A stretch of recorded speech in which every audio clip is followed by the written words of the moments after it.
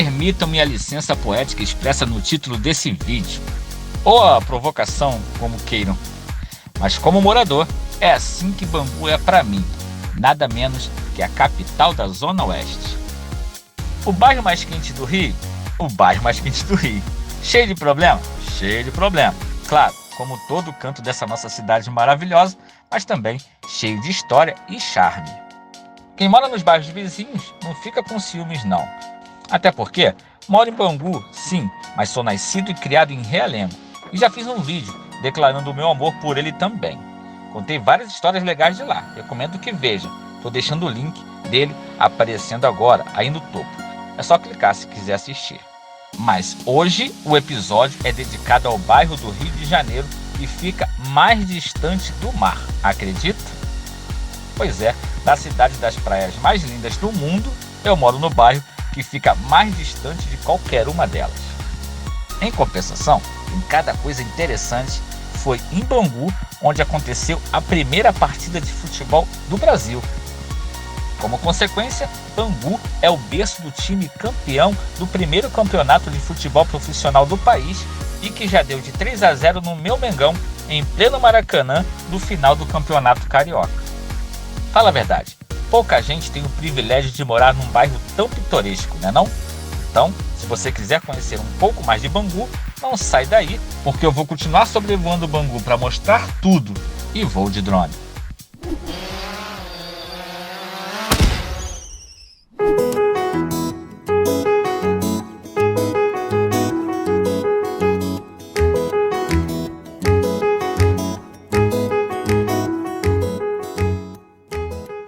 Então, não tem como começar a falar de Bangu se não for pela fábrica de tecidos que existia aqui no bairro.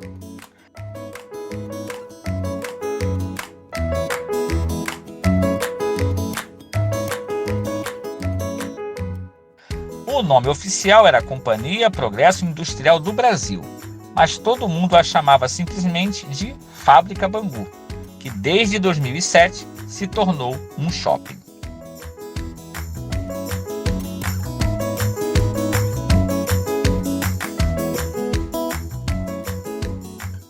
O Bangu Shopping manteve as características arquitetônicas originais da antiga fábrica, caracterizada por essa fachada com tijolos vermelhos aparentes, que também encontramos em diversas outras edificações da época aqui pelo bairro, e você vai entender por quê.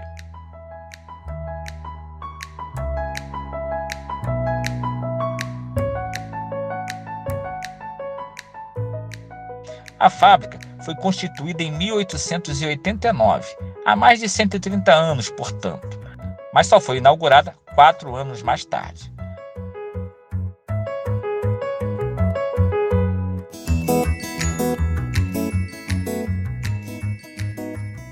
No seu auge, ela chegou a ter 6.000 funcionários. Não havia um único morador de Bangu que não tivesse, ao menos, um parente trabalhando nela. A família da minha esposa era um exemplo disso.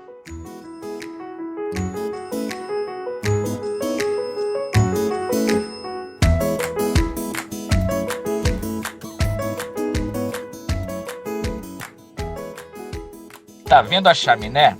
Era nela que ficava o apito que chamava os operários para o trabalho.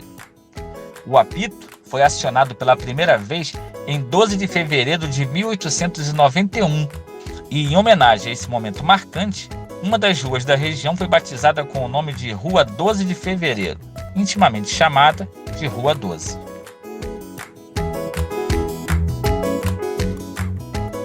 A minha esposa conta que ela, criança, no seu quarto, o pai dela saía para trabalhar cedo, na fábrica mesmo. Tão logo ele saía, ela ouvia de longe aquele apito.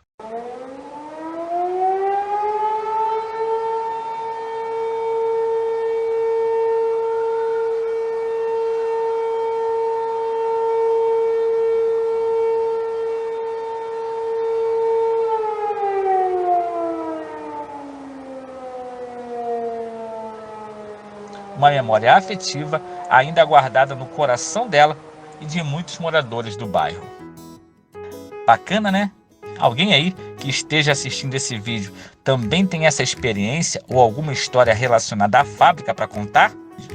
Você também pode participar do vídeo. Conta aí a sua história nos comentários.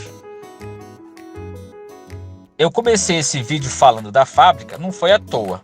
Isso porque o bairro não surgiu ao acaso, mas foi projetado para abrigar os funcionários da fábrica, na sua maioria imigrantes ingleses que saíam de uma Europa em crise no final do século XIX. Eles recebiam casas para morar, bicicletas para se locomoverem, tinham mercado, creche, igreja, escola, que é a Leopoldina da Silveira, que fica bem em frente à portaria principal da fábrica, onde os filhos dos funcionários estudavam e aprendiam o ofício. Tudo construído pela própria fábrica.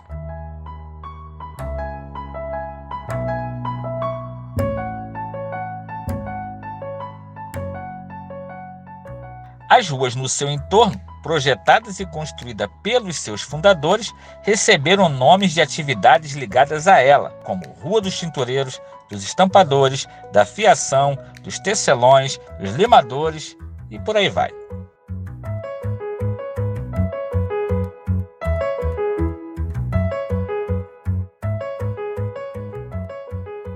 A história da fábrica se confunde com a história do próprio bairro, pois a partir da sua fundação, o espaço rural que existia aqui foi se transformando rapidamente em urbano.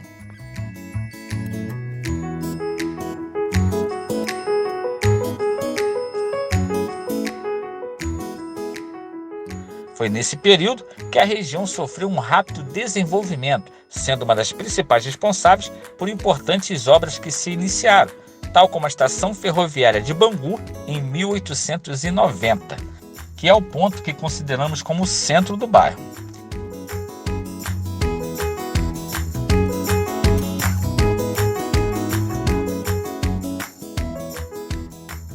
Também teve o ramal rodoviário de Santa Cruz, em 1892, a fundação da paróquia de São Sebastião e Santa Cecília, em 1908, vamos falar sobre ela logo à frente, e mais tarde, cinemas e clubes esportivos.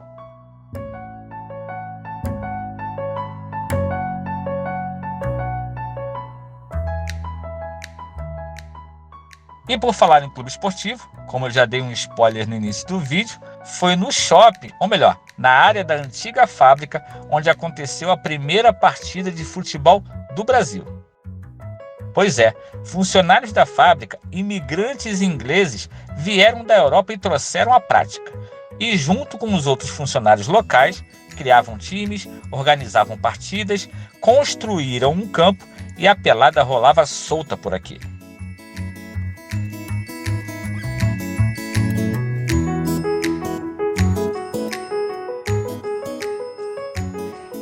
A fábrica investia no esporte, a tal ponto que o time do Bangu foi o campeão do primeiro campeonato de futebol profissional em 1933. E em 1966, o Bangu Atlético Clube foi o campeão carioca de futebol, ganhando do Flamengo na final de 18 de dezembro de 1966, no estádio, vejam só, do Maracanã, pelo placar de 3-0.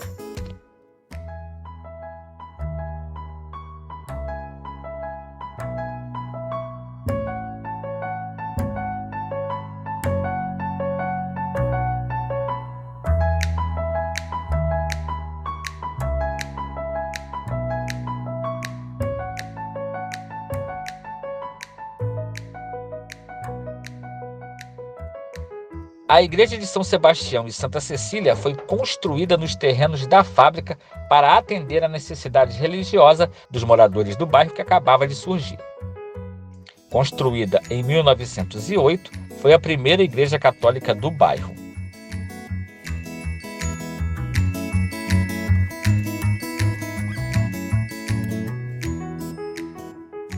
Possui características neogóticas, com vitrais, arcos ogivais. Para quem não sabe o que são arcos ogivais, como eu não sabia e pesquisei, são esses arcos meio pontudos aí, onde ficam os vitrais.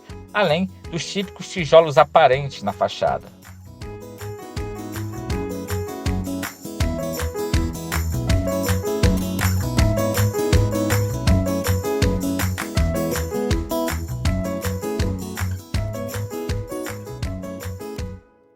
Os sinos para a torre foram instalados em 1930.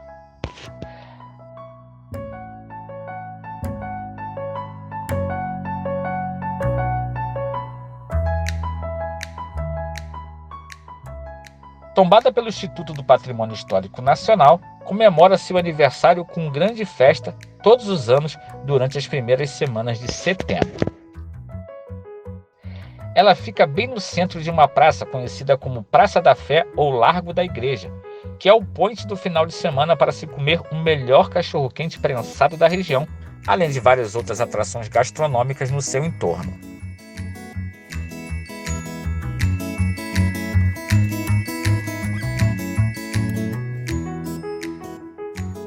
Bangu é o bairro do Rio de Janeiro mais distante do mar e o mais quente da capital fluminense, com temperaturas que facilmente ultrapassam os 40 graus durante todo o ano. Isso se deve ao fato do bairro estar num vale entre dois maciços, o da Pedra Branca e o do Mendanha. É da época da sua fundação o hábito de famílias ficarem nos portões conversando entre elas. As más línguas vão dizer que é porque na época não existia o WhatsApp, mas o que aconteceu foi que as casas, construídas para os padrões ingleses, eram muito pequenas e quentes para o bairro, e as pessoas fugiam do calor sentadas nas calçadas das suas casas, batendo papo com a vizinhança e, como se dizia na época, observando as modas, prática quase extinta nos dias atuais.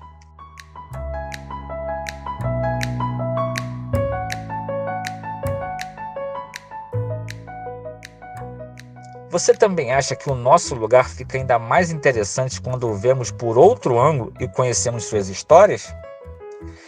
Eu acho, e é por isso que eu gosto tanto de fazer o que eu faço aqui no canal.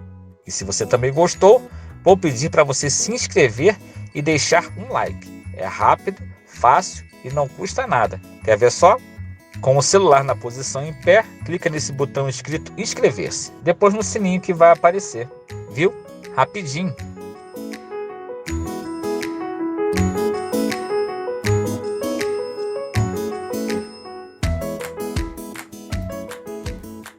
Para finalizar, estou deixando 2 sugestões de vídeos com esse mesmo tipo de conteúdo. Um mostrando Realengo e o outro Sepetiba. Escolhe um, clica e assiste. Tenho certeza que você vai gostar. Então, muito obrigado por ter assistido, fica com Deus e até o próximo voo.